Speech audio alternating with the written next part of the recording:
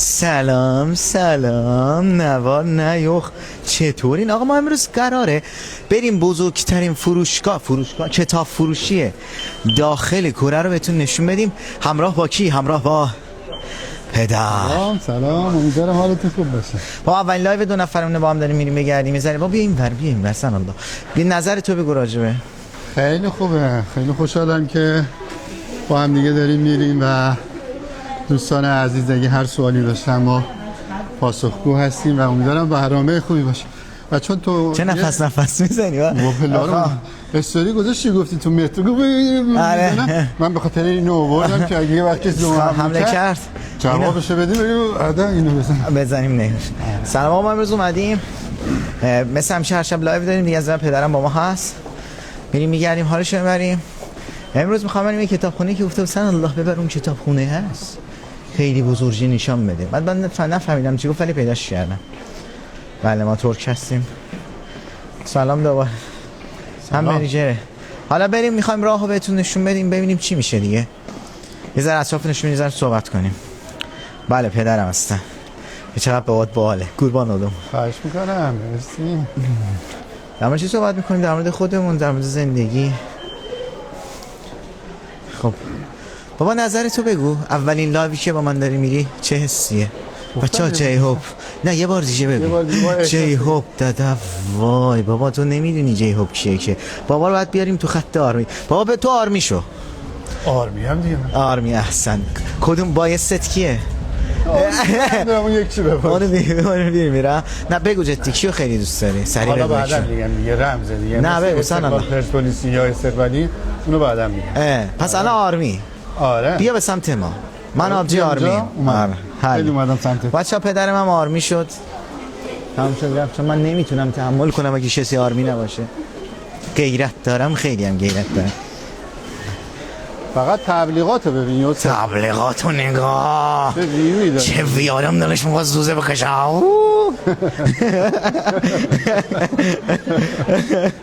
تبلیغاتو نگاه. بچه باید تصمیمی گرفتیم. من میخوام اسما رو خب ضبط کنم تصویری قشنگ خوشگل بذاریم تو یوتیوب و لینکشو میذارم تو استوری یوتیوبمونم برین فالو کنید. ویدیو مصاحبه با افراد مهم، ویدیو صداها، ضبط‌ها، تلفظ اسما و همینجور مهاجرت، تحصیلی همش تو یوتیوبمونه. صفحه اصلی برین اونجاست. بابا ما بیرون نشون بدیم یه ذره. می‌خواستم یه مطلبی رو بگم. ببخشید بفرمایید. امروز بهشون بگو که چه برنامه‌ای رو ضبط کردیم. خب بگو شما. امروز فردا ادیت می‌کنیم، آپلود می‌کنیم توی یوتیوب. اون عزیزانی که دوست داشتن تو این شرکت‌ها بیان آیدل بشن تمام مواردشو گفتیم. یعنی هر کی بخواد آیدل بشه تو کره میشه؟ یعنی ایرانی میتونه آیدل بشه؟ آره همه چیز رو گفتیم. آره خب تمام مواردی که برای آیدل شدن در کره جنوبی حتی اگه در کره نیستن رو توضیح دادیم. این ویدیو رو من می‌خواستم الان برم خونه ولی یوسف گفت بیا با هم بریم چیز بکنیم، لایو بریم. میرم شب خونه چیز ادیت میکنم تا صبح ببینم چیکار می‌کنی. آره دیگه شب زنده داری میکنم سعی میکنم. آره تا بچه‌ها صبح که بلند شدن وقتی یه ادیتور برات جور کنم بابا خسته نشی، ولی اون اوکی می‌کنی با بچه‌ها همین کنیم. حالا تا زمانی که حالا فرصت داریم سریع تمومش کن. اینجا خیلی قشنگه. عذر می‌خوام. آره همین دیگه همین. برید حتما یوتیوب نگاه کن. همه جا فرش قرمز میندازن. ما فرش آبی انداختیم. بعد بفرمایید. اینجا قرمز بود نمیدونم چرا عوضش کردن. قرمزشون طرفه. اینجا کوکس خب اول خیابون تهرانه. خب بعد اینجا یه فروشگاه خیلی بزرگ داره. اینجا میره به سمت نمایشگاهه که اونجاست که ما نمیخوایم بزنیم نمایشگاه اصلا نمایشگاه کاری نداریم. بریم استحال کنیم یاد برگردیم. بابا احتمال زیاد اینجا یه چیزی بخوریم بهتون نشون بدیم. امروز میخوام بابا همبرگر آشناش کنم. بابا استاد ادیته ولی خب زمان زیاد میبره اذیت میشه. خب بابا بزن بریم.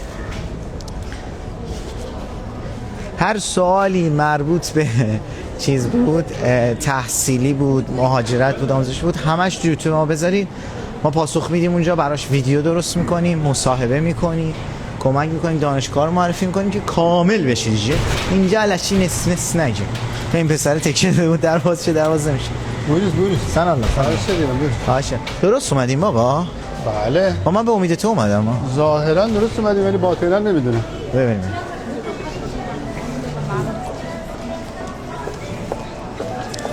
خب بزن بریم فروشگاه رو نگاه با دراده و این پیر مرد اینجا چی میگه؟ شراب واسه چی میخواد بخوره؟ آقا شما روزه گرفتی؟ میشه بپرس الان ایران بود میگفت خجالت چه سنی نه نشسته مشروب میخوره. بچه ها خیاطی وای من بچه بودم ما بزرگم این اینا داشت یعنی کم مونده بود ما رو بدوزن همه چی برام دوخته بود.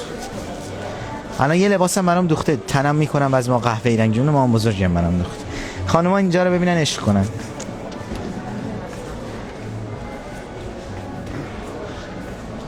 دیدین حالشو ببریم به افتخار خانم‌های کشورم. الان بابا نزدیکاش بابا ورد میشه نمیدونم کجاست. من خیلی شبای زود عوض پیش شد. اومدم اینجا یه فیلمم زدم ولی خب چون خیلی وقت نمیدونم میخواستم بگم که یوسف هیچ دقت کردیم مردش کره از نظر چهره تغییر نسل دادن یعنی بعضی رو نگاه می‌کنی زشتن نه اینو میخوام بگم حالا به زشتیش بهتریش کاری ندارم میخوام بگم که از نظر ظاهر کره خیلی عوض شدن بعضیاشون واقعا چشمادونی هن بعضیاشون نه یعنی نگاه میکنی میگی مثل که حالا چه باعث میاد اینجا ایرانی رد شده بابا. خب عطفروشی اینجا زیاده بذار زنگ بپرسم بپرس 혹시 여기 큰 도서관이 있었는데 어디죠? 여기 별마다 맞아요. 인포메이션 감사합니다. بریم بابا تو برو بپرس جلو من برم بپرسم بگیر وی رو من میگیرم آره تو وی رو بگی من صدام هست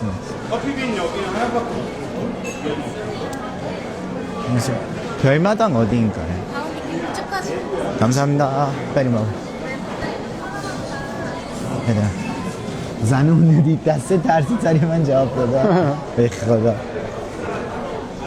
این کدوم اینه دید آره اینو دید دسته تا گرخید گفت اگه الان جواب ندم اینو آره تحویل من فیلم بزنیم از این پایه استفاده کردیم حالا همراه خودمون هر جا هست داریم میبریم هر کی نگاه میکنه البته خب همه میدونم پرسیدم کتابخونه کجاست اسمش پرمدنگ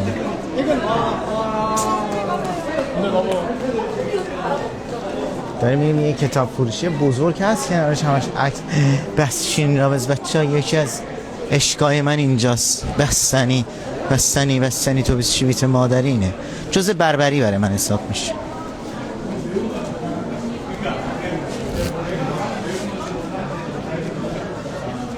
ببینید پسره رو نگاه کت بلنده ماشاءالله چش نخوری الان کج میشه چش نزنید بچه ها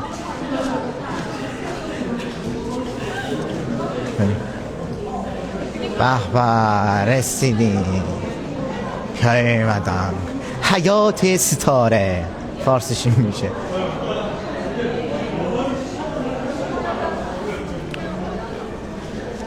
خب بچه اینجا تو فیلم ها خیلی دیده بود این کتاب خونه هست وسطش وای میستن عکس مکس میگیرن اینجاست یه پسره تایپ هم بود تو تایپش نبودی خواهر. خب بابا اینجا معروف ترین جا توی بین بچه ایرانیه اینجا درخت کریسمس هم میذارن همش میان عکس میگیرن. آره خارجی هم خیلی زیاده خارجی همه اینا خارجی هم نه ما فقط داخلی خارجی خیلی زیاده خارجی. خب بریم بالا بگردیم نشون بدیم. آره بریم ماشاءالله قطع نگاه بیا چه اینجاست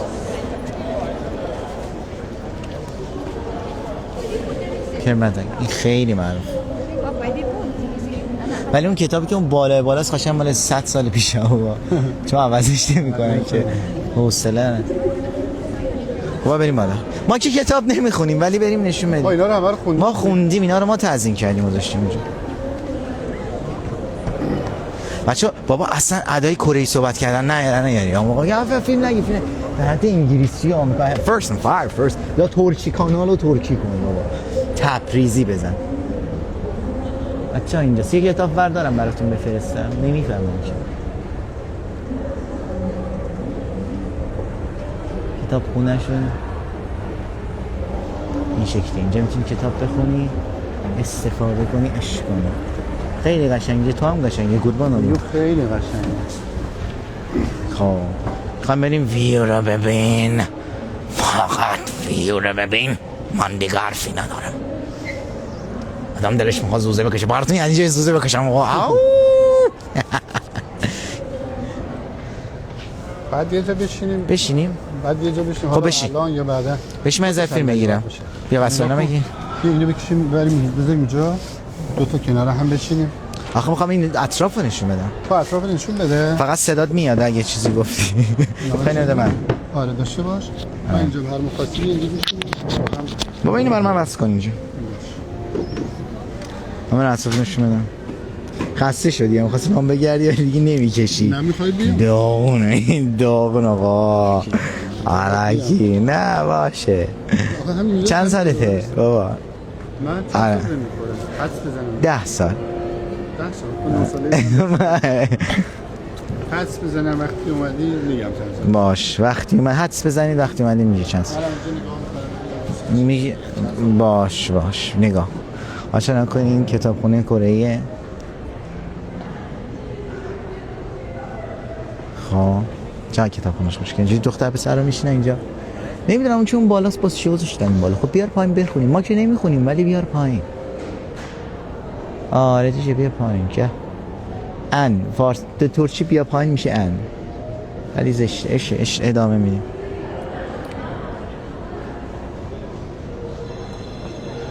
خب ادامه میدیم. بچه همه اومده اینجا بچه چند تا از من عکس بگیریم. سن الله عکس بگیرین. خوشگله عکس بگیریم برام بفرست. رو به افق اما پشت به افق. قدیما اینجوری عکس مینداختن. حالا خود افق عکس گرفتین یا نه؟ خب تمام شد رفت ادامه میدیم.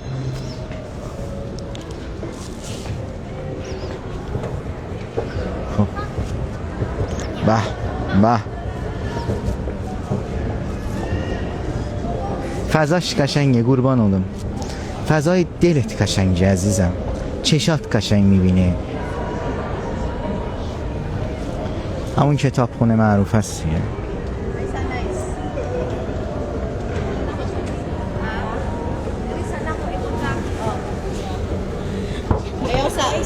میگن از سقف نرو بالا و تو بیله این بود.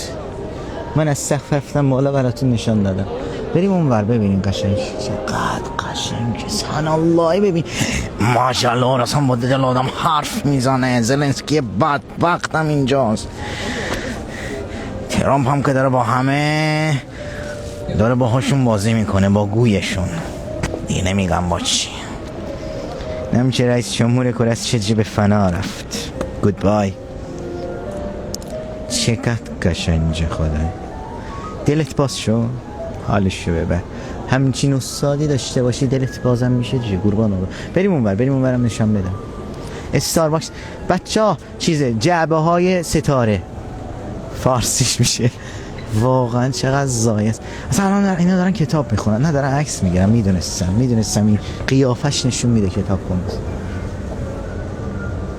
دایرکتم میبینم. یه روزی میان همتون اینجا به امید پروردگار.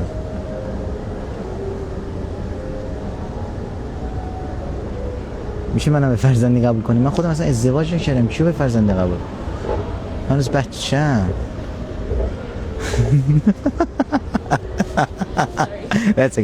داشت عکس میگرفتم گفتم بذار برم تاکسیش. آخ این فازشو دوست دارم. خدای اصلا این کره بلد نیست کتاب کره گرفته داره. ما همچین آدم های.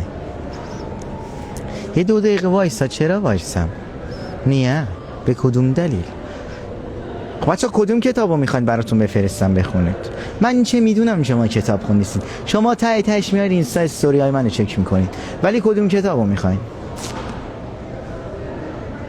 ابوالفضل کدومو میخواین؟ دیدین؟ هیچ کدومتون کتاب خوندید. الان میگم کدوم این پسرا رو میخوان. استاد اون تایپ من بود سن الله کنده. بچه اینجا هست، اینجا هست. بابا رو کاش که می آوردیم اینجا. بابا که برو. نه انجا چه پرت دیگه.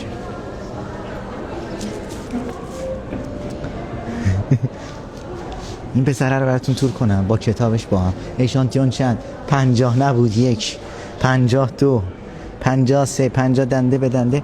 آقا این پسره نبود 1 2 اون قرمزه به خدا. نه دیگه تموم شد رفت. خودمو نشون بدم اومدم اینجا رو نشون بدم. خودم چه هر روز داریم میبینی مشاهده میکنی.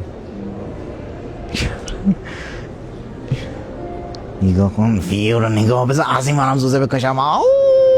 بابا چرا بلند شد؟ بابا اوتور بابا بشین. بابا ول کن بشین. کتاب کلاه قرمزی همشون رو میخوایم، همه این پسرها را.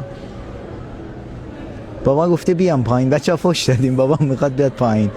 بابا نیا پایین.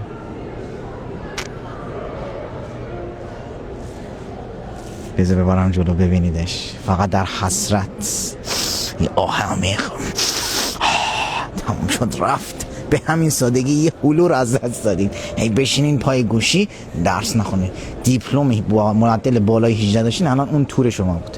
نمیفهمید چه میگم درس بخونید آن نمیرید. یعنی نه اشتباه نکنید توهین نشه مادر رو دارن میبینید.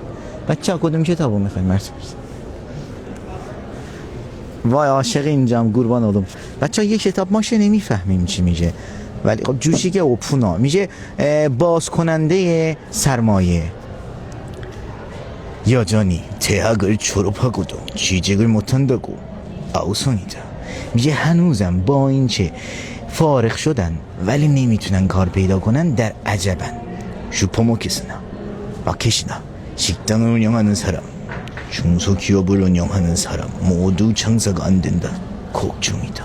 میگه با این چه همه سوپرمارکت رستوران آدم دارن اینو حسابی میکنن ولی نمیچرخه جه ثروت نمیاد. اینم از این بسته. خیلی خوندید مخمون بوسید. بریم سراغ بعد. صدا رو دیده حال کردی. همینو میخورم نه تو رو خانم. کنار همون کتاب بود. معدل بالای 17 همین خوبه بفرست. نه دیگه تموم شد رفت. بچه ها اینا اومدن عکس بگیرن. دوا احسن تا تباش.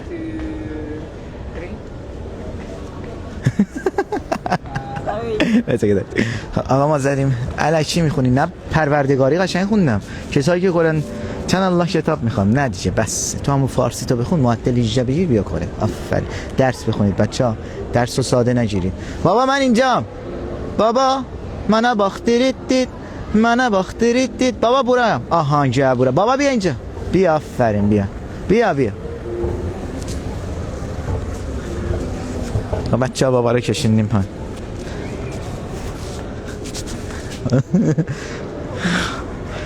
بابا ما نمیر. خدایی از بین این همه کتاب یکی انتخاب کنیم بخونیم. خدایی داشتم میخوندم. ما خیلی هم قشنگ میخوندم. اینا هم مثلا نشستن تای کتاب دیگه. اینجا مثلا فلسفه جهان در دستان ایناست. اینا نباشن کره لنگه. میدونی چی میگم؟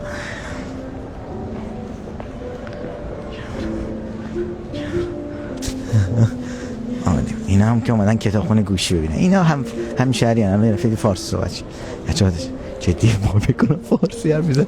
برگشت چشم نگاه کرد. خب بیا کتاب برداریم.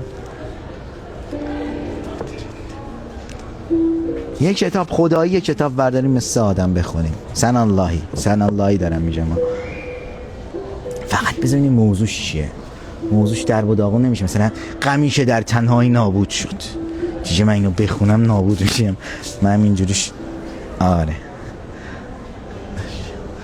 یه چیز دیگه هم بریم. دیدی یارو به خدا ایرانی بود. آبرو هرچی ایرانی من تو کارو بردم. سن الله یعنی نابود کردم. همون زلنسکی رو بخون. نه بابا اون بدبخت شد. 100,000 1 میلیون آدم هم بکشتن داد. رئیس جمهور اون نیست چی. رئیس جمهور میشه جون خودشو بده مردمشون نجات بده. انقدر بدم میرزش. کیف من نداشتم.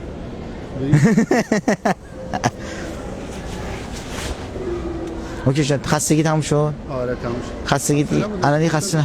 آره من چطور رو میشناسم. تو رو میشناسم از اولش. چه خشن منه. میگه بابا رفته بر خودش کتاب بخونه، نه رفته بنویسه. داشت کتاب چند تا مینوشت. مزاحم شدمش. بابا من به اینا داشتم صحبت میکردم، رفت برگشت من نگاه شد، فکر کنم ایرانی بود، آبرومون رفت. یه چیز بدی گفتم، ولی خب بریم.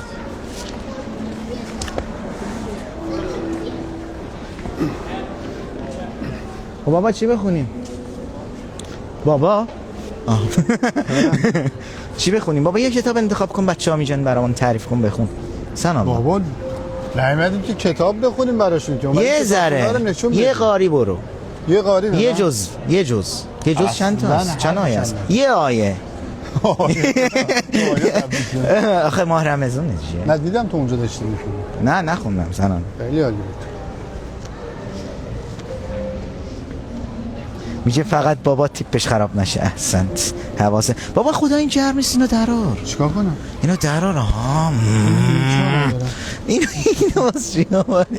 یکی اینجا نگه به خدا به یکی نگه داره. بدون اون نگهبونه اونجا. بگو نمیخوایم آقا ما اینو. خب بریم. کتاب مذهبی دارن نمیدونم.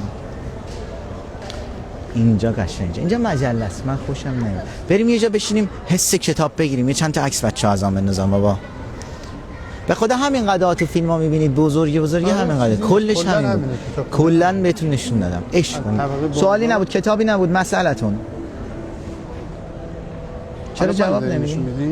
به خودتی. شماره دارم میدم. و هر لحظه آماده باشی بابا. من آمادم.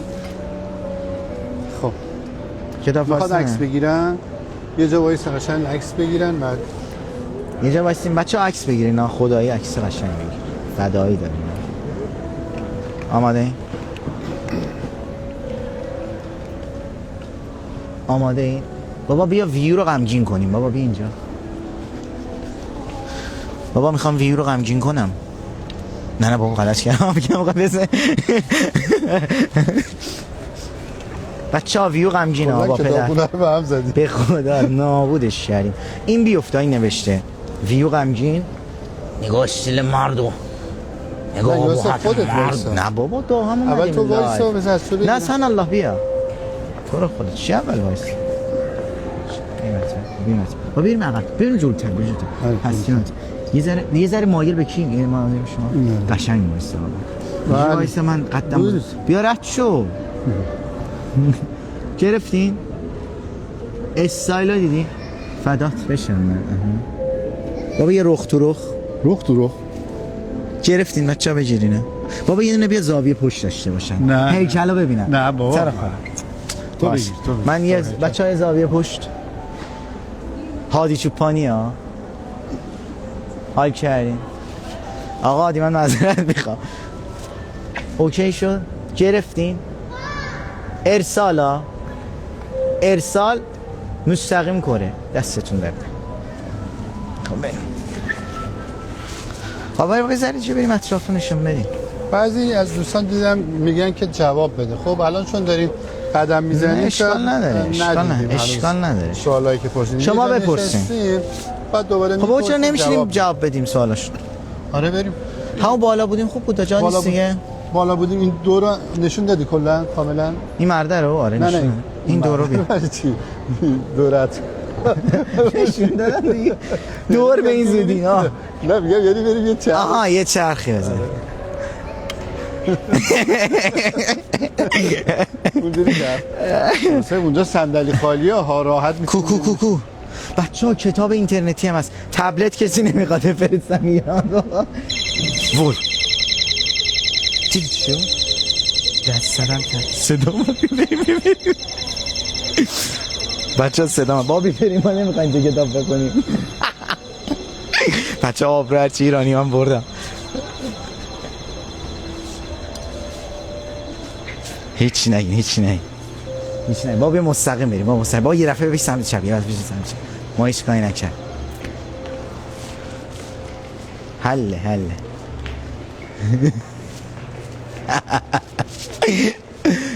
اومدم دست بزنم به این صداش در اومد. بیا از این ور بریم انگار ما هیچ کاری نکرد. ببین حیف چه بوی جالبی میاد، حیف اونا نمیتونه. نه خب اگه بوی بدی بیاد که خفه میشن. همون خدا رو شکر خیلی خوب پیشرفت نکرد. علم تا همینجا کافیه، من راضیم. به خدا دارم اینطوری راحت باشه.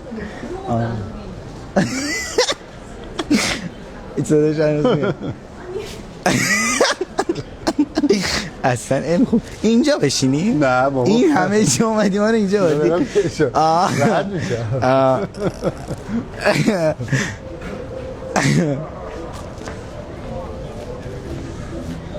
چرا صدا نمیدونم بابا دستانیم آبرومون رفت بالا. میگن دوتا خواهر اینا هم که همش اینجا وایسادن، نکنه ستونای منطقه مرکز گرفتن دستش. 10 دقیقه است اینجا، ما بریم بالا. بالا چرا میخوای؟ این مرد داره کیشت میکنه. بریم ما. یه واکنش بابا اینه که مثلا دارم نمیشناسم، یه جوری از کنار رد شد. بریم بالا، بریم جا پیدا کنیم میذارم بشیم مثلا. یادم نمیاد چیکار کنم. اینجا بشینیم وسط آسانسور؟ اینجا. آها. نه اینجا قشنگ نیست. بریم بالا جا نبود میایم. آقا چقدر بلندن، قربانت بشم. بابا خیلی جنتلمنه. دوباره برگشتیم نه اومدیم اینجا بشینیم صحبت کنیم. بابا اینجا به اینجا پسر خوبی بود، بچه از دست داد. اون به خاطر معطل از دست دادن. درخواست دادی قبول نکردیم، ما کسی رو قبول نمی‌کنیم الان. من خودم قبول نمی‌کنم. نه اینجا گذاشتن چه خودتون ننداز پایین. مثل اینکه تعدادی پایین افتاده داشتیم. اینجا می‌خواستم بشینم، ولی گفتم بابا جبورا حواست کن. اینجا می‌خواستم بشینم. اینجا بشین. خب این دختر رفت. ببین خارجی‌ها ما رو می‌بینن فرار می‌کنن.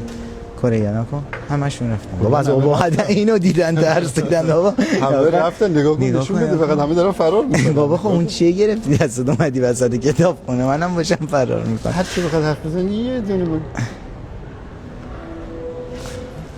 این وری هم داره میره. نابود کردیم کنه. آخه این چی بود گرفتی دستت؟ آبروی ما رو. نه بابا اینو اینجا زاویه بذاریم بشین. خب اینو از این الان استفاده کنیم. چیکار کنیم؟ می‌خوای از پایه؟ آها اینو باز کن. احسن خوب شد آوردی. میگفتم بیا. بچه‌م پسره هنوز اونجاست. همین پایه که الان. آخ بابا مردم میخواد بلند شه. بابا پسره میخواد بلند شه. بلند شد پرت کن پایتون بشه. نه میخواد صورتش نریفته. این مثلا خیلی خوشگله. چی داری آخه؟ ناراحت شد. اینجا اینو باز کنم. آره اونو در.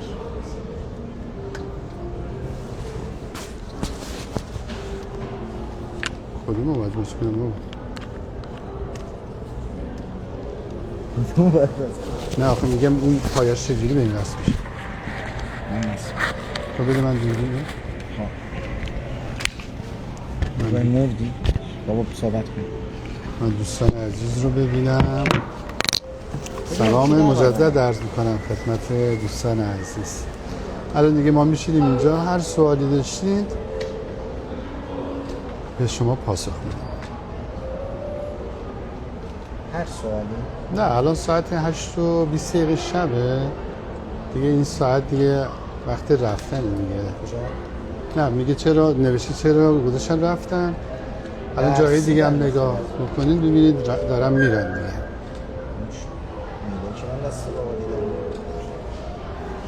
منم میدم. فکر کنم به آخرین لایوی که با منی. آره فکر کنم. میگه سوالای ما الان درگیر اون پسر است. کدوم پسره؟ همون؟ دست تو بزن بالا. اینا؟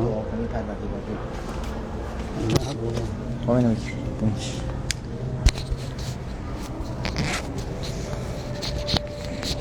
خب حاج آقا مسئلت. یوسف که خوشتیپه، میگه یه ذره یوسف رو مثل خودت خوشتیپ کن. یوسف خیلی خوشتیپه. اونی که اینو گفت خودش آنفالو کنه تا من قطعش نکردم. خودت با دستای خودت آنفالو کن. میبینی اونجا؟ میگه سلام از پاریس، سلام از کالیفرنیا آمریکا. خب چی میخوای بزنی؟ میخوای من از گوش اینجا؟ نه میبینم چشام قویه. خب سوال بفرمایید. هزینه ما بابا گرمت نیست؟ من به جای تو گرمم. بذار من الان میخوام از تجربه 15 سال زندگی برام بگو. بذار از تجربه زندگیت براشون بگو. 15 سال. بابا شما بیشتر بودید اینجا. من 15 سال نیست که اینجا هستم. من الان 26 ساله. سال 2000 قبل از اینکه جام جهانی تو کشور کره جنوبی و ژاپن برگزار بشه من توی کره جنوبی هستم. تجربیات بسیار زیادی داشتم. خب توی کره جوانیم رو یعنی توی کره گذاشتم. من همسن یوسف بودم اومدم کره جنوبی. دقیقاً 27 سالم بود و الان دیگه مشخص شد سنم چقدر. قبلش پرسیده بودیم از شما. تجربیات بسیار زیادی. من دستمال نیازم گریم گرفت گذاره شاد تعریف. آره خب دیگه میگم 27 سال اینجا هم تجربیات زیادی داشتم. یواش یواش در میون میگن یه سوال خیلی قشنگ پرسید از بین چرا برای پسر زن نمیگیری؟ 4-5 بار پرسیدن. اولا که الان سن ازدواج تو تمام دنیا رفته بالا، حتی ایران هم رفته بالا، توی کره هم همینطوره. سن ازدواج خیلی رفته بالا و خب شرایط فرق میکنه. شرایط زندگی الان با قدیم فرق میکنه. موقعیتش پیش بیاد، شرایطش مهیا بشه، خب بالاخره هر شخصی ازدواج میکنه. حساباً ازدواج خواهد کرد. بابا چرا کره رو انتخاب کردی این همه کشور؟ حقیقتش رو بذار بگم، من میخواستم برم ژاپن. میخواستم برم ژاپن اما خواست خدا بود اومدم کره جنوبی و از کره جنوبی الان راضیم. فکر میکنم خوب کاری کردم ژاپن نرفتم. الان کره خیلی بهتر از من فکر میکنم ژاپن. حالا شاید بعضیا بگن نه ژاپن بهتره. من شرایط زندگی رو توی کره بهتر میدونم تا ژاپن. یعنی جای پیشرفتش بیشتر هست نسبت به ژاپن. بابا چند سالته بگو خیلی دارم میپرسن سنتون. من متولد 1350 هستم. 1350. بابا بعد الان شما میگن که چه جوریه که یوسف 15 سال کره است، بابا 26 سال کره است. قضیه چیه؟ من از کجا اومدم؟ خب من به دنیا آمده بودم برای کار و تجارت. من اومدم کره، رفته آمد بودم دیگه. کلی تصمیم گرفتم که بیام برای توی کره دیگه زندگی بکنم. بس شما 26 سال اینجا یعنی میمدی میرفتی دیگه کره؟ آره دیگه. خب دیگه چرا؟ خب هر کشوری خوبی، هر کشور خوبی خودش داره. مسلما همینطوره. دارم دنبال سوالم. آره. سوالی که مربوط به بابا باشه.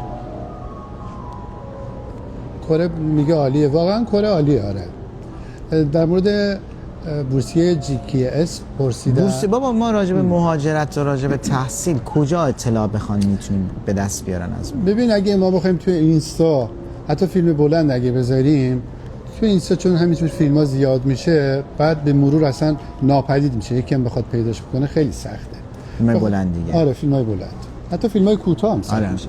به خاطر همین ما یوتیوب هم داریم.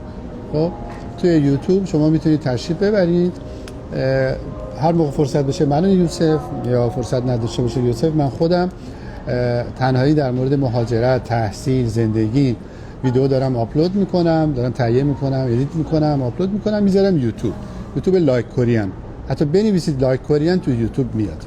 آدرس هم صفحه از اینستا ما هست، اونجا ما رو فالو کنید. مصاحبه‌ای که قراره با افراد کره‌ای انجام بدیم با آدمای حتی مشهور قراره توی لایک کوریان یوتیوبش بذاریم اونجا. آره.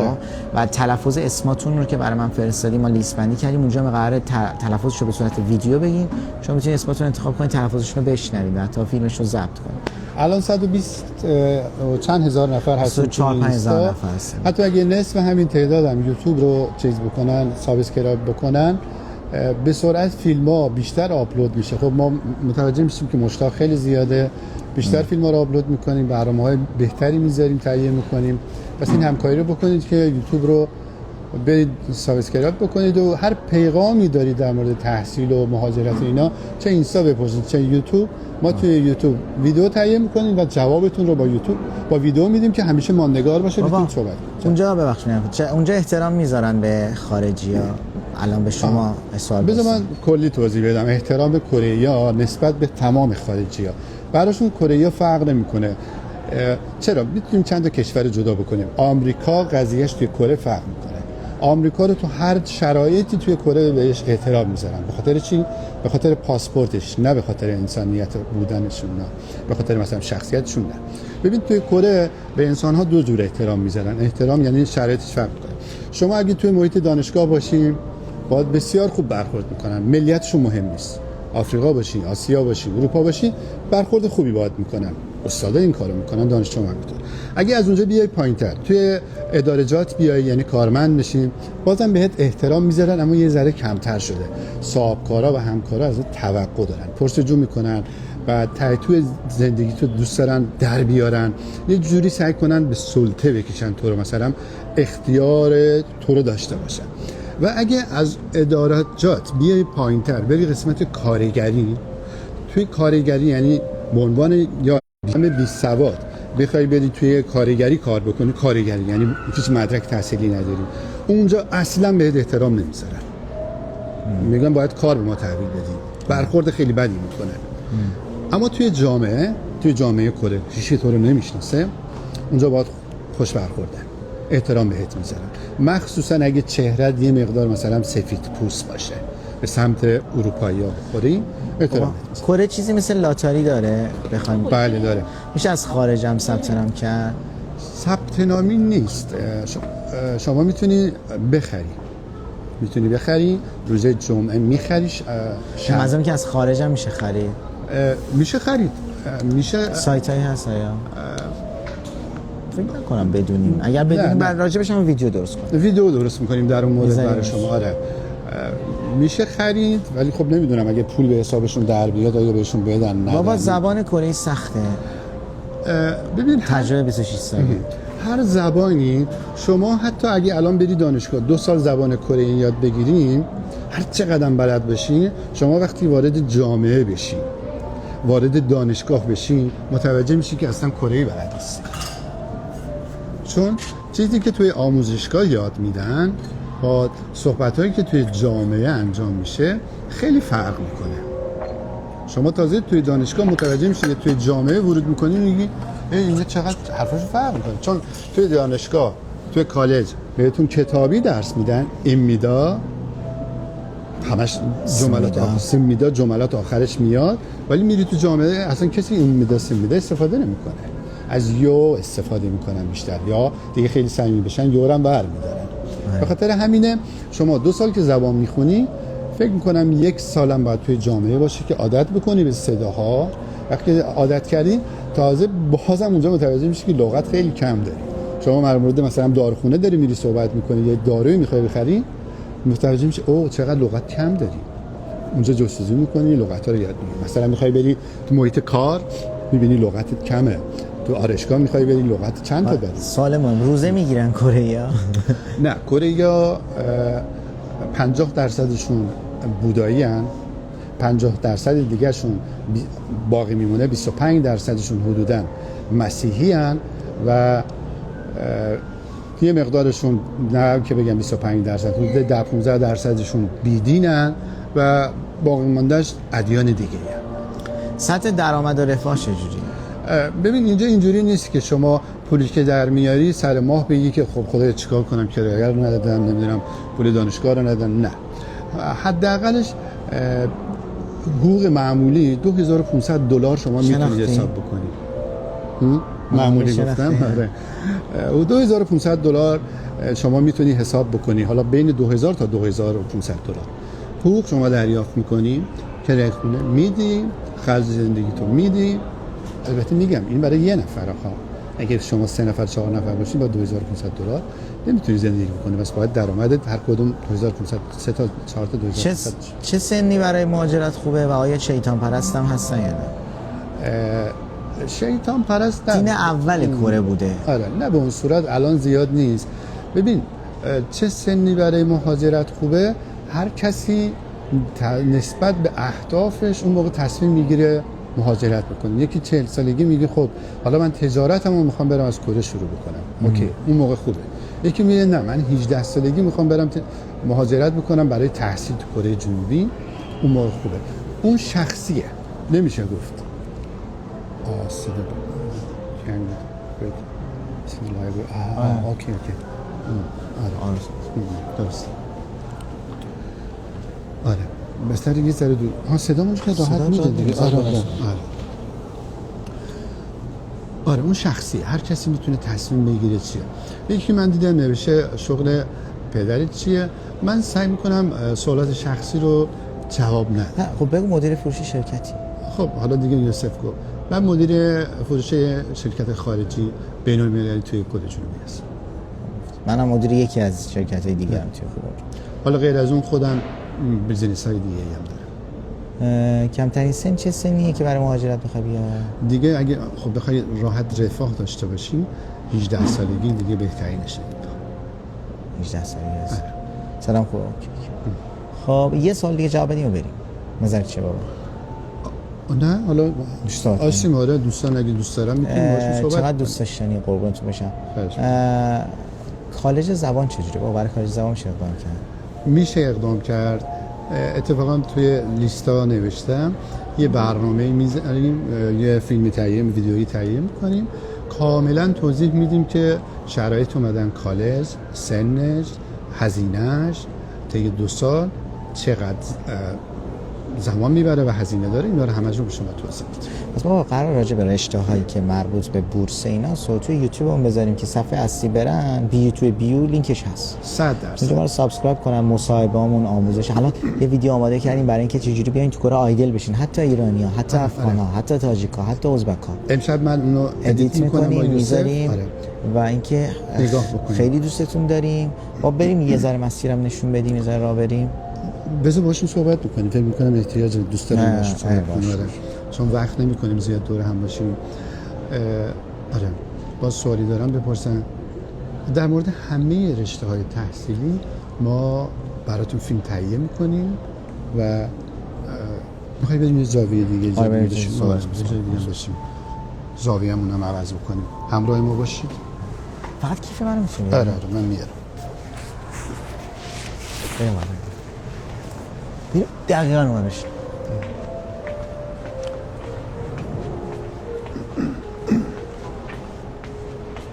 نه خودم من. خب اینجا. آره همینجا بشین اینجا خوب. خب آها حالا قشنگ تا صبح باهاتونیم. رسیم اینو می‌خواستم در بابا همه بهت میگن این رنگ چقدر بهت میاد. مرسی ممنون. خب بذار بریم اطلاع من می‌بینی قشنگ اینجا معلومه.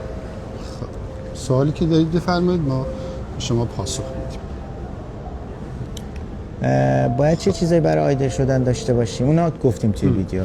زندگی کردیم گفتیم همه. زندگی بگو بابا، زندگی چجوریه تو کره؟ امنیت برای دخترها چجوریه؟ امنیتش خیلی زیاده دوستان عزیز، خانواده‌های عزیز، پدر مادرای عزیزی که این ویدیو رو الان دارید می‌بینید یا بعدا می‌خواید ببینید، امنیت کره جنوبی بهترین امنیتی که توی کشورها میتونیم بگیم توی کره جنوبی هست.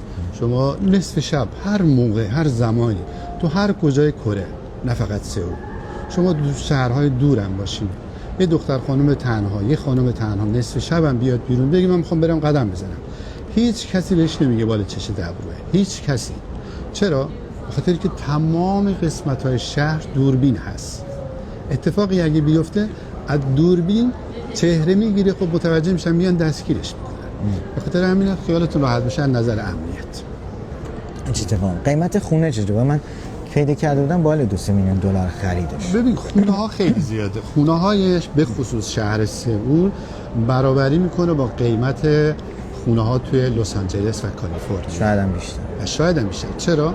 به خاطر اینکه کره کوچیکه، بعد زمینی نیست که بخوان ساختمون بسازن. حالا در مورد اینم اتفاقا توی لیستام هست، یه ویدئویی تهیه میکنیم، قیمت ها رو به شما میگیم، قیمت خونه ها رو. بسیار بسیار گرونه، یعنی قابل خریدن نیست توی کره. چرا؟ اگه کسی $3-4 میلیون داره حداقلش میتونه خونه چند متر، حالا چند متر میگم کوچولو نه، شاید 50-60 متر. یه ذره کره ای صحبت میکنیم براشون تعریف کن خودت. این 자기 소개. 저는 2000년 한국에 왔어요. 그때 혼자 나왔지만 2015년 애들 가족들이 같이 한국에서 같이 살고 있어요. 이제 15년 됐어요. 한국에 같이 사는지 15년 정도 됐어요. این از بابام توی استاد کره بابا سجون با هم نوشتین درست میگم؟ آره من و سجون با هم خط درست کردیم. اینم از این. البته یه نفر دیگه هم بود که اسمش نمیگم. رازه. آره سنش خیلی زیاده. خب راجع به خونس پرسیدیم. دلتون برای ایران تنگ نشده بابا؟ ببینید من هر روز هر ثانیه به ثانیه دلم با ایران. یادم یه بار اومدم ایران، یادم وقتی من بچه بودم مصر آزاد شده بودن تو فرودگاه که میمدن سجده میزدن تو فرودگاه. یه بار اون حالت بهم دست داده بود. رفتی ایران؟ آره میگفتم که من باید سجده بزنم به خاک ایران. به خاطر همینه بچه‌هام رو عاشق ایران بزرگ کردم. حالا هر از گاهی شاید شوخی میکنیم به زبون لهجه خود اصالت خودم تبریزی، ولی ما جای جای ایران رو دوست داریم و عاشق ایران هستیم. خودمون اینجاییم ولی قلبمون با ایران. بعضیا میپرسن خب چرا انقدر ایران رو دوست داری، چرا نمی ایران زندگی کنی؟ من این پاسخ رو به شما اینجوری میدم. یه دختر خانومی که ازدواج میکنه میره خونه شوهرش، مگه پدر مادرش رو دوست نداره؟ دوست داره. میتونیم بهش بگیم چرا شوهرتو ول نمی‌کنی بیای با پدر مادر زندگی بکنی؟ نمیشه. شوهرش رو دوست داره ولی قلبش هم پیش پدر مادرش هست. من زندگیمو دوست دارم توی کره جنوبی ولی قلبم با ایرانه. اینم از پاسخ قشنگ. بعد چند تا سوال دیگه بابا چرا این میشه مهاجرت کرد؟ اینا هم میگیم تو ویدیو دیگه. بابا غذاهاشون چه جوریه؟ از غذاشون ببین غذاهای خیلی تندی داره. اونایی که از نظر معده مقدار مشکلی داشته باشن نمیتونن سازگاری پیدا بکنن با غذاهاشون. حداقل شما یه وعده در روز رو شما باید غذای کره‌ای بخورید. دانشگاه باشید، محل کارتون باشید، بالاخره توی کره که زندگی میکنید باید یه وعده غذا کره‌ای بخورید و اون شما رو اذیت خواهد کرد. فکر میکنم 1-2 سال تا اینکه عادت بکنید. عادت هم نمیتونید بکنید، مجبورید. میفهمید؟ آره مجبورید که عادت بکنید. بعد بابا خود شما تهران نه ایران بزرگ شدین، به دنیا اومدین؟ بله من تهران اصالتا تبریزی هستم. تهران به دنیا اومدم، تهران بزرگ شدم و 27 سالم بود که اومدم کره. من بابا خب خودت اومدی کره، چرا ما رو با عشق ایران بزرگ کردی؟ چرا مثلا ما بعد انقدر ایران رو دوست داشته باشیم؟ چرا مثلا من آبجی ایران و کره فوتبال میشه طرفدار ایرانی برای ایران گریه می‌کنیم؟ من یه فیلم دارم، یه ویدیو دارم، اگه بشه اونو براتون یه بار آپلود میکنم. چینا اگه رفته بودیم جام جهانی 2014 بود. آره فکر کنم 2014 بود. ایران با کره تو استادیوم المپیک استادیوم ورزشگاه افتتاحیه جام جهانی فوتبال بازی داشت. کره یه گل زد. چینا داشت گریه می‌کرد، داشت خودش رو می‌کشت. من فیلمشو زدم اونجا. بعد بهش گفتیم بابا من بهت قول میدم ایران گل میزنه. ایران گل زد، یادم نیست کی بود گل زد. ایران گل زد و مساوی شدیم. عشق ما ایرانه. حتی دخترم وقتی کوچیک‌تر بود، بچه بود، میگفت که بهش میگفتم میخوای چی کاره بشی؟ میگفت میخوام رئیس جمهور بشم. گفتم رئیس جمهور ایران یا کره؟ میگفت میخوام رئیس جمهور کره بشم. گفتی چرا؟ چه ربطی داره رئیس جمهور کره بشی که نمیتونی کاری بکنی؟ میگفت نه میخوام رئیس جمهور کره بشم که به ایران کمک بکنم. آره میخواست ویزا رو برای ایرانی‌ها برداره. یکی از آرزوهاش شد. اینجوری. آره ما تایی حد. عشقمون خب ایرانه، نمیتونی فراموش بکنی. الان من یه مقدار دیگه احساساتی بشم باید گریه کنی. اشکم در بیاد. آره اشک در. بذار سوالی که مربوط به خود ماست رو بیشتر جواب میدم. آره دوستان سوالا چون میگذره میره مغازه دوباره بپرس. با مغازه ایرانی هست مثلا بری 2 تا چیپس بخری، 2 تا پفک بخری؟ نه. چرا نیست؟ چرا خودت این کارو نمی‌کنی بابا؟ من قبلا رستوران داشتم توی کره، شهر سئول رستورانم زده بودم. ولی خب استقبال نمیشه. چون کره‌ای غذای کره خارجی نمیخورن. بعد فروشگاه چی؟ فروشگاه ایرانی نیست؟ فروشگاه نیست، اما رستوران ایرانی هنوز هست، ولی خب زیاد درآمد ندارن. به صرفه نیست براشون. دنبال سوال هم. آره. سوال هم اینم چه واقعا. آها بابا چند سالگی ازدواج کردی؟ خانم پرسیده بود قبلا. اینو اجازه بدید وقتی که ویدیو ساختیم. نه خانومم که 500,000 تا توی چیز شدیم، اینستا شدیم و فکر میکنم که دیگه اون موقع یوتیوب 100,000 تا ما 100,000 تا شده باشیم. من فکر میکردم که خیلی توی یوتیوب هم بیشتر استقبال بکنید و نمیخوام بگم که حتما این کارو بکنید ولی توی یوتیوب چون فیلمای بلند میذاریم اگه این کارو بکنید، سابسکرایب بکنید، ما شوق ذوقمون بیشتر میشه که خیلی بیشتر راحت‌تر بتونیم. چون مثلا من ویدیو میذارم میبینم زیاد استقبال نشده، یه مقدار آدم درصد میشه، میگم حالا نه ولش کن. ولی استقبال بکنید تو اینستا، تو یوتیوب هم که فیلم‌های بیشتری آپلود بکنیم. بس این سوال رو حتما وقتی خانمم 500,000 تا شدیم میگم چه سالی ازدواج کردیم. حالا مثلا من یه چیپس کره ای میخوام، ایرانی میخوام، خب چیکار باید کنم؟ نمیشه دیگه، باید از ایران بفروشید. یه سوال رو دیدم یکی پرسیده بود آیا مرد کره‌ای برای ازدواج خوبه؟ رو راست بگم دختر خانمایی که دارید این فیلم رو نگاه میکنید، نه. اگه از من میشنوید، مرد کره‌ای برای ازدواج خوب نیست. من همیشه میگم به خاطر چی الان ما کره‌ای تصمیم داریم دختر خانم‌ها یا آقا پسر ازدواج بکنن؟ به خاطر اعتبار پاسپورتشه، به خاطر اعتباری که کشورش پیدا کرده.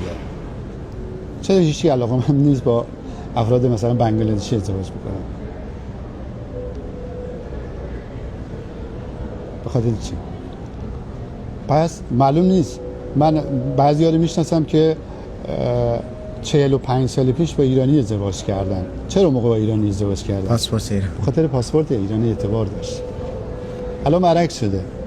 اگه 20 سال دیگه اعتبار پاسپورتمون بره بالا، دلیلش چی؟ اخلاقشون خوب نیست. بخاطر اگه پسری که واقعا کره‌ای باشه، اخلاقش خوب باشه، پاسپورتش خوب باشه. من جسارت وقت نمی‌کنم. اونایی که الان ازدواج کردن، خانواده خوبی تشکیل دادن، خوشبختن. من کلی دارم میگم. کلی دارم میگم ولی 100% نیست. خب من چیزی که میگم هیچ پاسخی 100% نمیده. از نظر شما خوب نیست. از نظر من میگم. حالا شاید مثلا فردا یوسف با یک کره‌ای ازدواج بکنه، من همینو می‌خواستم بگم، یا دختر من با یک کره‌ای ازدواج بکنه، قضیهش فرق می‌کنه. میدونید چرا؟ چون یوسف و چینای من کره‌ای شدن. کره‌ای‌ها رو میشناسن. کره بزرگ شد. کره بزرگ شدن. یک کره‌ای رو ببینن میفهمن که این چه شخصیتی داره، این از کدوم خانواده اومده. میدونم باش چجوری کنار بیان. ولی یکی که تازه از ایران میاد اینجا با یکی بلا دوست میشه، ازدواج میکنه، سختش میشه. نمیدونه پدر مادر اون پسر یا دختر کیه، دینش چیه، درآمدش چیه، شخصیتش چجوریه، اصلا کره‌ای‌ها کی هستن. بعد که ازدواج میکنه تو کار عمل انجام شده میدونه. خب الان مثلا 4-5 سال میشناستش، مامان باباشو میشناسه، خوبه، شما رضایت میدی؟ آیا بنده وکیلم؟ آره. چرا؟ خوبه. مثلا تو نگاه اول عاشق نشه به خاطر پاسپورت. تو نگاه اول عاشق نشید. بیایید ببینید. بشناس. چون کره‌ای‌ها تنوع طلبن. ببین توی کره شما تو خیابونا بریم 1000 نوع ماشین می‌بینی. تو ایران همه پرایده. ولی شما توی ژاپن برفرض میگم 1000 تا تویوتا مثلا شاید هر چند سال یه بار یه نوع ماشین جدید میزنه، ولی توی کره هر 6 ماه یه بار فکر میکنم مثلا هیوندا یه مدل جدید، یه ماشین جدید میزنه. کره اصلا تنوع طلبن، یعنی وقتی یه چیز رو به دست میارن زمان داره، 5 ماه 6 ماه 1 سال 2 سال 5 سال بعد عوضش میکنن. عوضش هم نکنن همونو نگه میدارن میرن دنبال یکی دیگه. تو خانواده هم همین جوری هم. یعنی از خواهر برادر دل میکنن میرن با یکی دیگه صمیمی میشن، یا اصلا دل میکنن میرن یه جا دیگه زندگی میکنن، همه چیز رو فراموش میکنن. الان همین کیم سویون رو نگاه کنید، تا دیروز عاشقش بود الان میخوام بدرشو درارن. یا همین BTS الان دیگه دوستش نداره. اتفاقا امروز داشتم فکر میکردم چرا کره‌ای‌ها تا ازدواج میکنن 2 تا بچه میزنن. دلیلش چیه؟ به خاطر اینکه خانمای کره‌ای، دختر خانمای کره‌ای میدونن مردای کره‌ای بعد از 1-2 سال ازدواج سرد میشن، حتی جاهاشون هم جدا میشه. از فرصت استفاده میکنن، میگن تو این 1-2 ساله باید 2 تا بچه بیاریم، کم کمش حالا دیگه بعد جدا شد دیگه ما سرگرم میشیم با بچه‌ها.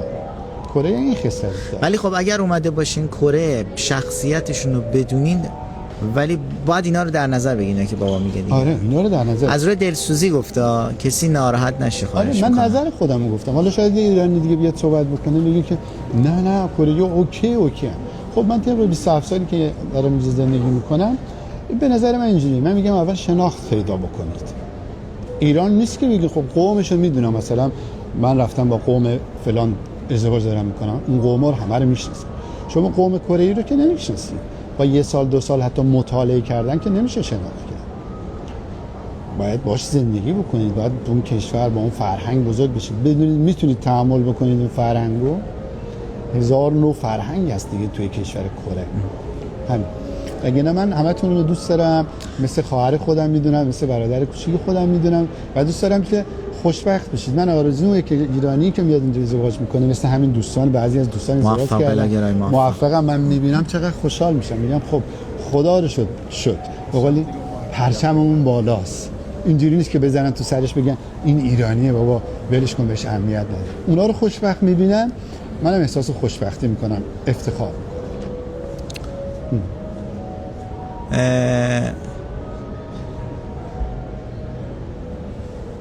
ممنونم. اشتراک بذاریم. مدرسه هاشون چجوریه بابا؟ ببین هر موضوعی میشه من میگم که میخوام ویدیو درست بکنم، ولی کلی به شما میگم مدرسه هاش سیستمش خیلی خوبه، بچه ها رو خیلی هوشیار بار میارن و بچه ها بهشون ادب و فرهنگ تو مدرسه ها یاد میدن. یه کتاب دارن از دبستان به اسم کتاب اخلاق. خب شما تا حالا، من 27 سال توی کره‌ام، من حالا با یکی از دوستای آمریکاییم داشتم صحبت میکردم، گفت اتفاقا من دیروز دیدم، تا حالا من ندیدم دو تا کره‌ای به خصوص جوون مثلا تا دبیرستان توی دانشگاهی گلاویز بشن. من ندیدم یه بزرگتر مثلا یهو بزنه تو گوش یک بزرگ، یا برعکس کوچیک‌تر بزنه به بزرگتر، یا برعکس. چرا؟ چون این فرهنگ از کجا میاد؟ از تدریس میاد، آموزش میاد. آموزش دادن که اینجوری باید زندگی بکنید. از نظر تربیتی خوبن، خوب آموزش میدن توی مدارس، ولی استحکام خانوادگی خوب نتونستن مدارس این رو به بچه‌ها آموزش بدن. آره استحکام خانوادگی ندارن ولی احترامشون خیلی خوبه. احترامشون خیلی خوبه. خوشونت تو مدرسه است بزنن، اما من ندیدم تا حالا. اینا همش حرفه، اینا همش به خاطر اینکه بیننده جذب کنن. اگه این خشونت رو توی فیلماشون نمیذاشتن، شما ایرانی علاقمند کره نمیشدید که.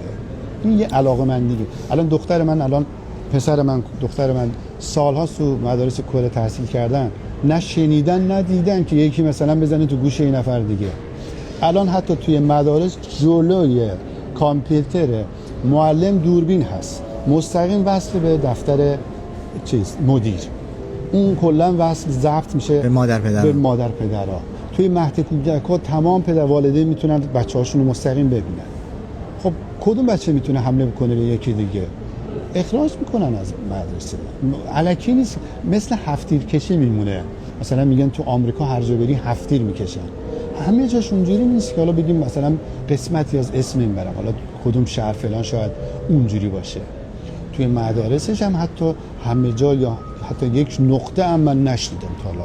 چرا؟ یه اتفاق افتاده یه معلم با یه بچه بد شده، یا معلمه رفته خودش خودکشی کرده، یا بچه رفته خودکشی کرده، ولی قولداری تو مدرسه من ندیدم. رقابت تو مدارسشون زیاده، واقعی خوشش میکشن. آره رقابت خیلی زیاده. بچه‌ها تا مثلا سن فرق میکنه. از مدرسه که تعطیل میشن، اصلا والدین اجبارشون میکنن، میگن باید بری زبان بخونی، باید بری ریاضی بخونی، باید بری ژاپنی بخونی، چینی بخونی، انگلیسی بخونی. به خاطر چی؟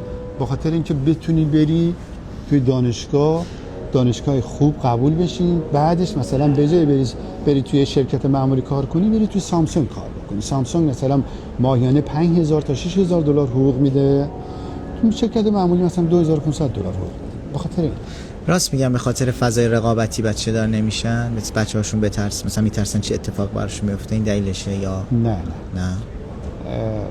کره‌ها تنهایی رو دوست دارن، کره‌ها دوست دارن راحت زندگی بکنن. تو کره اختلاس هست بابا؟ اختلاس بزرگ هست.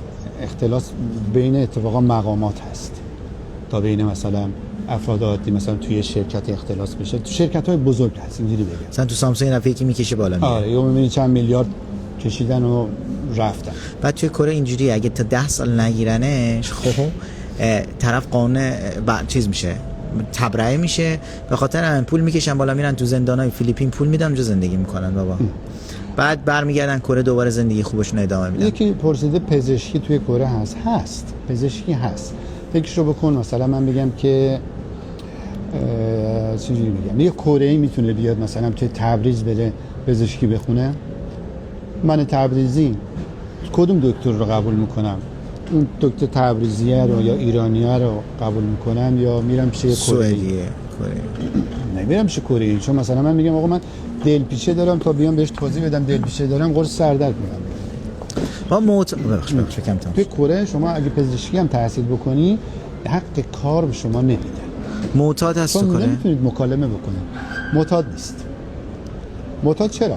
پولداراشون هست، چون مواد گرونه. از کشورهایی که حالا خودتون میدونید نام نمیبرم میاد قاچاقی، ولی اینکه تو خیابون بری میبینی همه معتادن نه، ولی بهش مشروب خور زیاد. مشروب خور خیلی. اکثرا مثلا 45 میلیونن، حالا بچه‌هاشون رو جمع بکنیم ببینیم 25 میلیون 10 میلیونشون افراد بزرگ اینجوری بگم مشروب خور. چقدر طول میکشه کره یاد بگیری؟ قبلش توضیح دادم 2 سال. 2 سال یاد میگیری. فقیر هست؟ فقیر دونه سری جواب. نه فقیر نیست. سیگار زیاد میکشن؟ خیلی زیاد. کره یا ژاپن؟ من کره. کره از میگه. ایرانیا بیان کره چه کاری انجام بدن خوبه؟ ایرانی‌ها بیان کره نسبت به رشته تحصیلی که دارن قسمت کارگری نرید، برای کارگری به درد نمیخوره چون خیلی سخت کار میکشن از مردم. برای ادارجات و استاد دانشگاهی بود. سربازی تو کره چند ساله؟ هی تغییر میکنه. الان فکر میکنم بین 13 تا 16 ماه باشه. ازدواج با آدمای مشهور هم میشه انجام داد یا غیر قانونیه؟ میشه انجام داد ولی بی خوده، چون اون آدم مشهور برای شما نیست، برای خیلی است. مدرسه‌هاشون پیشرفته است، امکاناتشون، آبخوریاشون، دستشوییاشون خیلی زیاد، خیلی زیاد. بچه کره واقعا خودشو کشیده از آسیا جلوتر رفته. زیر 18 سال هم میشه اومد ایران کره؟ با چه ویزه؟ نمیشه. غذاها به سلیقه‌های ما هست. رستوران‌های حلال دارن؟ رستوران‌های حلال توی منطقه فقط تو شهر سئول تو ایتیوان هست، دیگه جایی نیست. خارجی ها میتونن پلیس بشن؟ نه اجازه نمیدن. کارهای اداری رو به خارجی ها نمیدن. تهران روکستره یا سئول از نظر ساختاری و زیبایی؟ سئول زیباست. خیلی میتونیم بگیم 70-30. چه وضعیت اقامت بعد از جدا شدن با همسر چجوریه؟ بچه‌ها مال کیه؟ اقامت چجوریه؟ اونو دولت تعیین میکنه.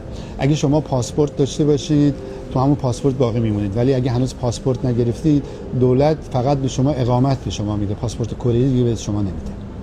میتونید زندگی بکنید. کارت بانکی میشه درست کرد برای ایرانی‌ها؟ قبلا نمیشد، اما توسط سفارت نامه میده به دانشجوها که تایید میکنه ایشون دانشجو و بهش میده. خارجی میتونن بازیگر بشن؟ آره میتونن. بازیگر داریم از کشور دیگه. بازیگر نجات پرست هستن بابا؟ خیلی زیاد. خیلی زیاد نجات پرستن. هیچ قومی رو قبول ندارن. حتی کسانی که میان با کره ازدواج میکنن، پاسپورت کره میگیرن یا به هر صورت پاسپورت کره گرفتن، همیشه خارجی هن. همیشه خارجی هن؟ همیشه خارجی هن. بابا اینجا گوشتای خرچنگ و خوک و اینا میخورن، مریض نمیشن؟ نه معمولا بعد گوشت خود مشروب میخورن، ولی خرچنگ نه. خرچنگ مریضی نداره، خرچنگ غذای مقوی. خونه هاشون خیلی کوچیکه؟ 30% خونه هاشون خیلی بزرگه، مجلله. اونایی که شرکت های بزرگ دارن میگنن بقیهش کوچیکه. بقیهش کوچیکه. بذاریم سوال دیگه هست. کنار تحصیل بخوایم کار کنیم اجازه میدن؟ اجازه میدن. هفته 20 ساعت تا 25 ساعت به کالج و چیز رشته خودتون اجازه میدن، ولی خب کمه. رابطه کره با ژاپنیا چجوریه بابا؟ خیلی بده. مثل رابطه ما مثلا با کشورهای جنوب ایران اسم میبرم، سرده. دولتی ها نه مردم؟ دولتی هم سرده. آره تو کره دی. نه ما خودمون ایرانیا مردم چیزو بدمون نمیاد، خیلی بدمون میاد، نمیدونم. مردم عربا زیاد چیز عرب ایران نه، عرب مثلا جنوب، نه جنوب کشورها رو، کشورهای چیز. رابطه کره و ژاپن اون برای خلیج فارس، حتی با چین هم زیاد خوب نیست، چون کره رو گرفته بودن و به خصوص ژاپن 33 سال فکر می‌کنم مستعمره ژاپن بود و خیلی اذیت‌ها کرد، زبونشون رو عوض کرد و بعد سنتوتم زدن. اینجا یا کره یا ترکیه؟ کره. یه سوال پرسید یادم. اون چرا اینجا همیشه خلوته؟ کجا؟ کره خیلی خیابوناش خلوته، آدماش خیلی نیستن، یه خیابونای خاصی برنامه میگم همه دانشجو و بچه‌ها سر کلاسان که باید درس بخونن، مردم هم که سر وقتشون باید کارشون برن، استراحتشون بکنن، روزا شنبه شون میده. دیدی تا حالا تو خیابون بچه‌ها فوتبال بازی کنن، جیغ و داد کنن؟ اجازه ندارن.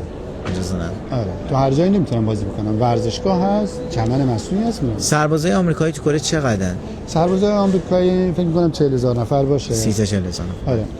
قبلا سربازای کره تا 15 سال پیش حق داشتن با لباس یونیفرمشون تو خیابون قدم بزنن، ولی الان دیگه نمیتونن اون یونیفرمو بپوشن، فقط میتونن بیان توی خیابون، آزاد هستن. آره. حالا واسه عادی مثلا اصلا اینا نمیتونن داشته باشن. کسی متوجه نمیشه. مادر رو کی نشون میدی؟ 500,000 تا شدیم حتما همسرم تشریف میاره. آب و هوای کره چطوره بده؟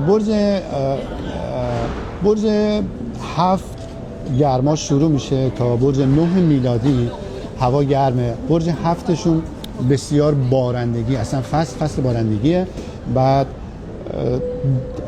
یه ماه بعد از این بارندگی هوا خنک میشه، یه ماه هم قبلش هوا خنکه، یعنی بهاریه، بقیه‌اش دیگه هوا سرد. بابا یه چیزی هست به نام ازدواج تجاری، یعنی میارنت کره مثلا پول بهشون میدی اینا، این خوبه؟ الان یکی پرسیده. آره نه که بگم خوبه، هستش، ولی اگه دولت بفهمه مجازات میکنه، زندانی اقامت میگیره، اقامت اصلا نمیده. آره خیلی این کارو قبلا میکردن ولی الان سالهاست دولت متوجه شده اجازه نمیده.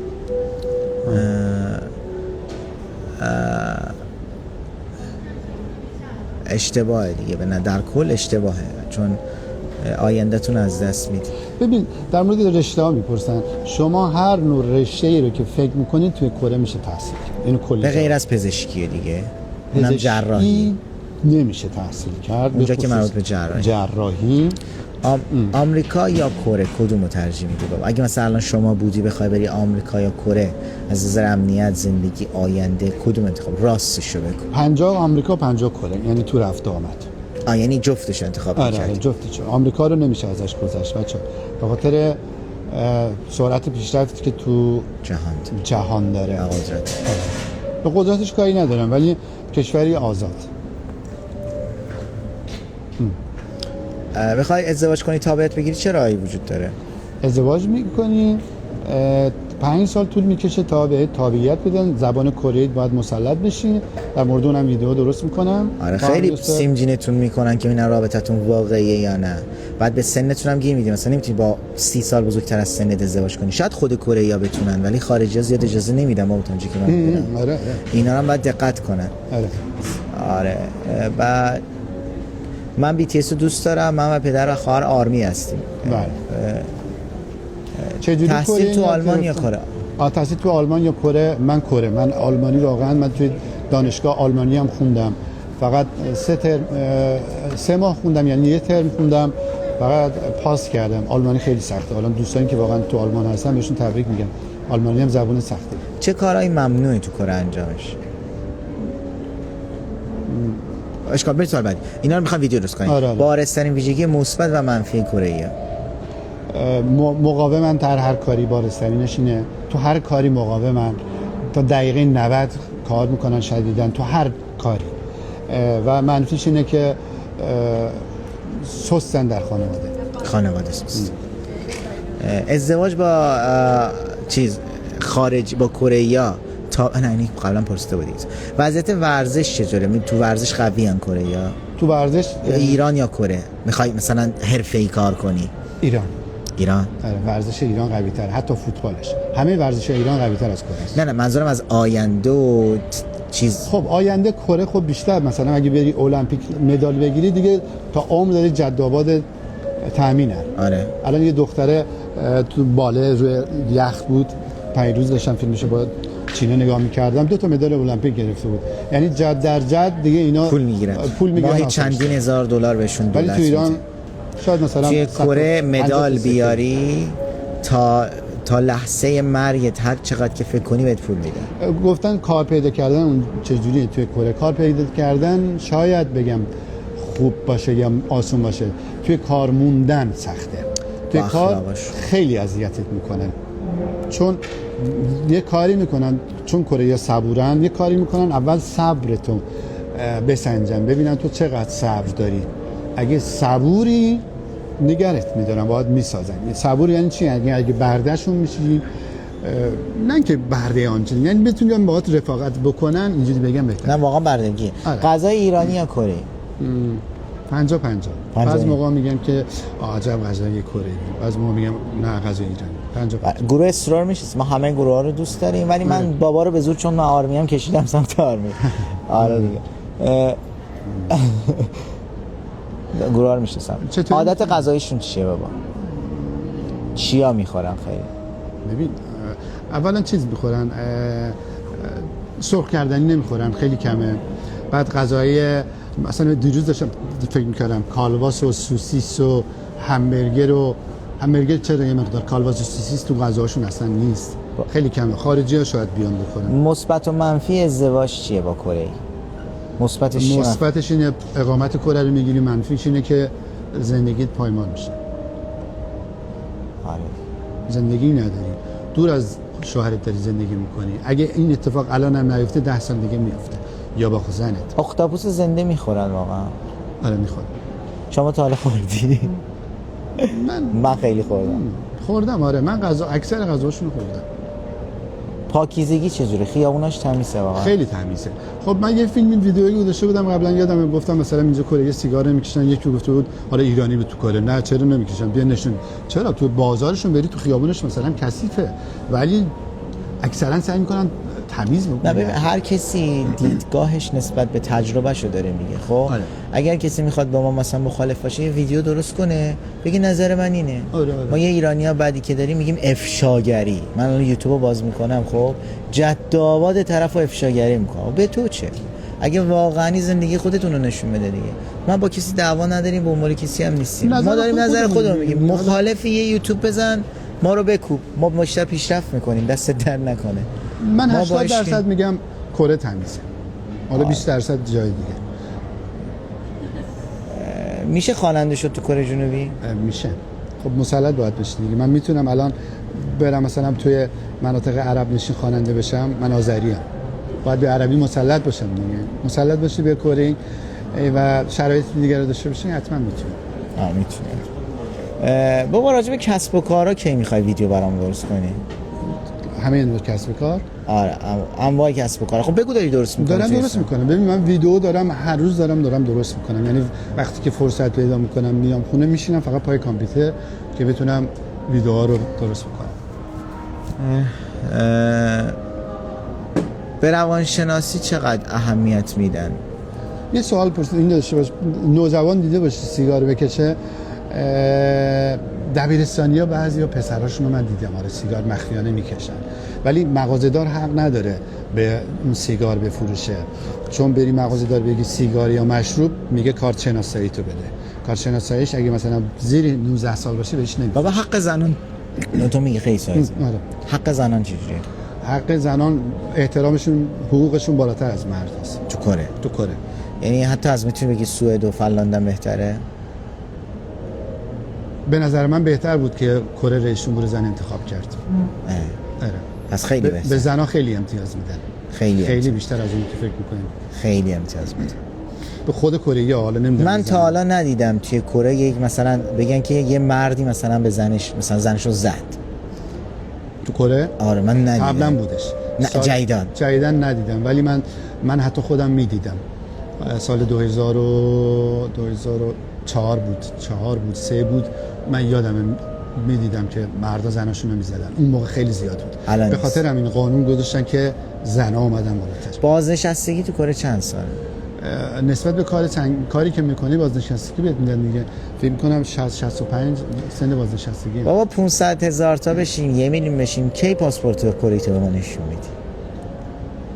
تو 1 میلیون فکر میکنم یا همزمان با خانومم یا 1 میلیون. حالا بعد پاسپورت نشون دادی شرایط گرفتن پاسپورت هم یاد میدی؟ آره قول میدی؟ آره. بچه‌ها 500 تا بشیم 500,000 تا 1 میلیون بشیم، حالا بهش انتخاب میکنیم، پاسپورت نشون میدیم و شرایط اومدن گرفتن پاسپورت.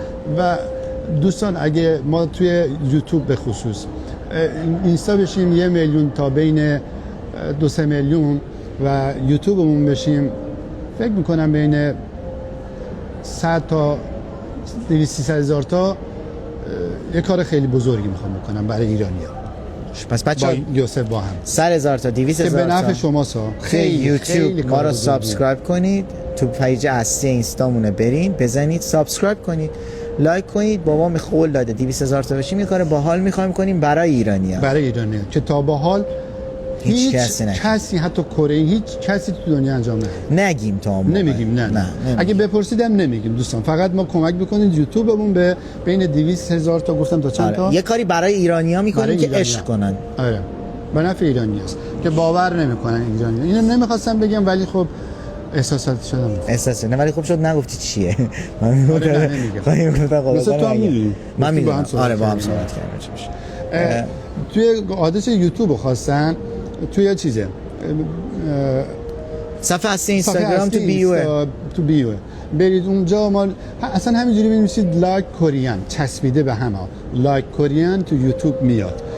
تشریف بکنید به دوستانتون بگید، به خصوص جوونا، نوجوانا، حتی بزرگا که بیان سری یوتیوب رو ببریم بالا که این کاری که ما می‌خوایم بکنیم استثنائیه تو دنیا. هیچ کسی 1 میلیون بشیم اینستاگرام. پدر پاس کورهشو نشون میده، چجوری یاد میده چجوری بیان کره گرفتنش. 200,000 تا تو یوتیوب بشیم. بهتون یه مجدگونی داریم، یعنی به نفع شماست. به نفع شما، برای شماست، برای شما میخوام این کاری انجام بدم که تا حالا انجام نشده و نه برای یک بار، مدام میخوام این کارو برای شما میخوام انجام بدیم و شما لذت خواهید برد. من و پسرم با هم واقعا لذت خواهید برد. هم پسر هم دختر ایران. آره فرق نمیکنه، استثنائیه. هیچ کسی تا این کار انجام یعنی باور نمیکنید این کاری که قرار انجام بدین. خیلی دیگه چیز شدن احساسات شد. فقط نگو چطور خدا لو نده. آره بابا چیز دیگه ای هست. بابا دوستان پرسیدین شغلتون چیه؟ پدرم خودشون مدیر فروشی شرکت هستن کره‌ای، بعد خودشون چند تا کار شرکتی دیگه انجام میدن. خب برای خودشون بیزینس دارن.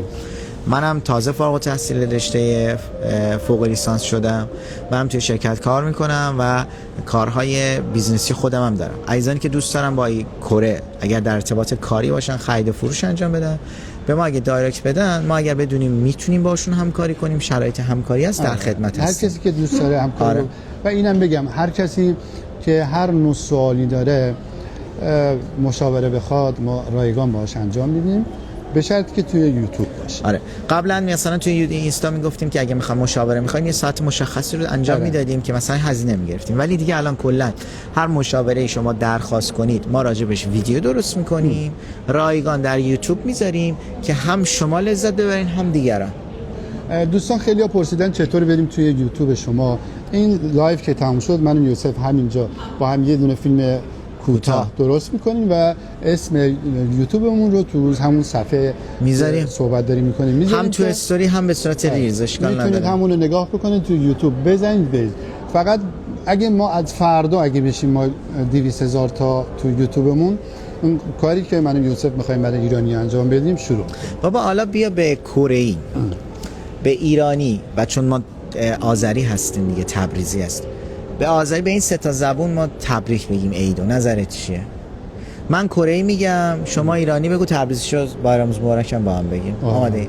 چون 새해 복 많이 받으세요 یعنی سال نو مبارک. 새해 복 많이 받으세요. حالا ایرانی شما بگو. عیدتون مبارک بشه، هر کجای دنیا که هستید موفق و پیروز بشید و به همدیگه احترام بذارید، به خصوص به بزرگترها و پدر مادرها. طولانی شد و به زبان شیرین آذری بایرامز مبارک. فداتون بشم. خیلی دوستتون داریم و سعی میکنیم من یوسف با هم دیگه لایو بذاریم. هر سوالی که داشتید کمکتون میکنیم، مشتاقانه و با افتخار در خدمتتون هستیم که بتونید یه زندگی خوب داشته باشید. حالا توی کره کسانی که میخوان تشریف بیارن راهنمایی میکنیم، کمکشون میکنیم به صورت رایگان در خدمتشون. دوست بده. من عاشقتونم دوستان، خیلی دوستتون دارم، باهاتون خیلی حال کردم. یوتیوب ما فراموش نشه، گفتم چه کار قشنگی قرار انجام بدیم. سوالایی که الان دارید میپرسید ما همه رو به مرور تو یوتیوب جواب بدیم. یوتیوب بپرسیم براشون ویدیو درست میکنیم، همه لذت میبرن. تو فیلمایی که الان تو یوتیوب هست شما برید زیرش کامنت بذارید، چون من و یوسف ما هر روز داریم کامنت ها رو چک میکنیم، در مورد اون داریم لیست تهیه میکنیم، فیلم داریم تولید میکنیم و ادیت میکنیم و تو یوتیوب قرار میدیم. الان هم امروز یه دونه فیلم در مورد کی‌پاپ، شرکت‌هایی که آیدل شدن برای آیدل شدن هست رو کاملا تولید دادیم، حدود نیم ساعته. هر سوالی دارید امشب سعی می‌کنیم آپلود کنیم، برید نگاه بکنید و اونجا بپرسید، ما در خدمتتون هستیم. خیلی دوستتون دارم، مراقب خودتون باشین. من و پدر عاشق همتون. خواهش می‌کنم شب و روز خوبی داشته باشید. بازم پیشاپیش عید رو بهتون تبریک میگم. تا یه روز دیگه یه برنامه دیگه خدا نگهدار. خدا نگهدار. با من قطع کنم. قطع.